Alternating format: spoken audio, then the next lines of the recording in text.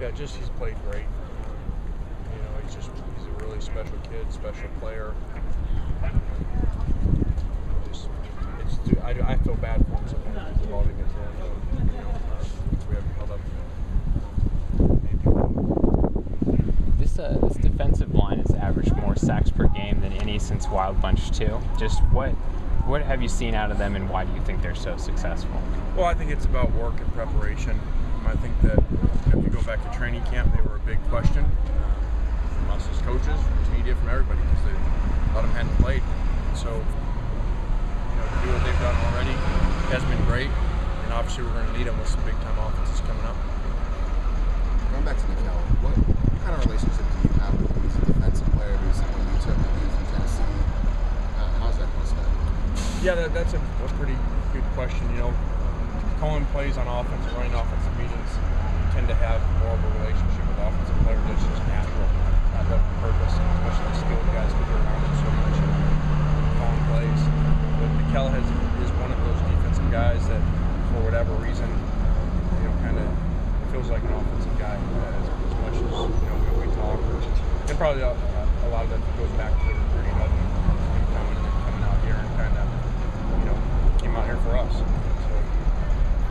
So it's been a really good relationship. We have a really good relationship with his family too. Lane, regarding left tackle, not speaking specifically, but in your history, if you need to go that route and go with a real young guy, how comfortable are you putting a real young guy in that spot? Yeah, but we're really comfortable in this situation. Halfway through the year, and he's played over there, and he's done really well for us. So it would be a little bit different if it was an opener we didn't know outside of practice. So if he plays, I think he'll play really well, just like he has. What kind of challenge do the linebackers have facing an offense like this, and do you think that this is kind of what you made Dion Bailey, switch to Sam for? Yeah, it definitely is. This is a big challenge for our defense. These guys have put up a ton of points and a ton of yards on some really good defenses. So it's unusual to have a spread system that can throw the ball so well and run the ball so well. We got to play really, really good. Lane, when you made the philosophical switch to go to smaller, faster linebackers, is this the type of offense that you had in mind trying to stop when you did that? Yeah, definitely. And you see that in the movement of moving Dion, but also Tony Burnett. There's a guy who was corner at one point, and so those guys rotate in there and play the same spot, for those reasons, so that we can be around the ball more, especially as they're sitting in the slots, and so many runs come out of them, with quarterback runs and those type of systems. How has this week been for Matt? There's so much last week build up, records and all that. What's your sense of kind of how he's been mentally this week? He's been great. I think this is a really big challenge for Matt, to go back on the road, and really last time out of LA, a game that I think is national in its slot, and so it'll be a challenge for him to play really well on the road and come back home and finish it off. With all the focus last week on the individual records and things like that, is it almost a good thing to have a game like that, to have in Arizona that you can really focus on? Well, I think it was good to get the stuff out of the way, in a sense, to get them over with, and not be sitting there with one left going on the road, one catch or one touchdown or something like that. So it was obviously exciting to get it done with the fans and early enough that everybody was still there. So that was really good, and now we're just back to playing ball. So I think I know our players know that this is a really good opponent. The more you watch them, they're really, really good. Like I said, they're ahead of both of those games. They lose to Oregon. Outside of that, they're ahead of both of those games.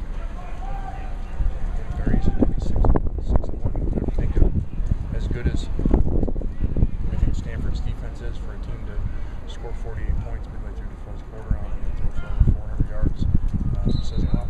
How do you explain what happened in that Oregon game, though? I know you can't totally, say, okay, they lost to this team, like you say, but I mean, you can't discount that margin of victory. Well, I think you look at the turnover margin, how lopsided it was. It was just one of those games. Things just started going, things started going that direction, and then they went for it a couple times down there. I think figuring they needed to score touchdowns instead of getting field goals.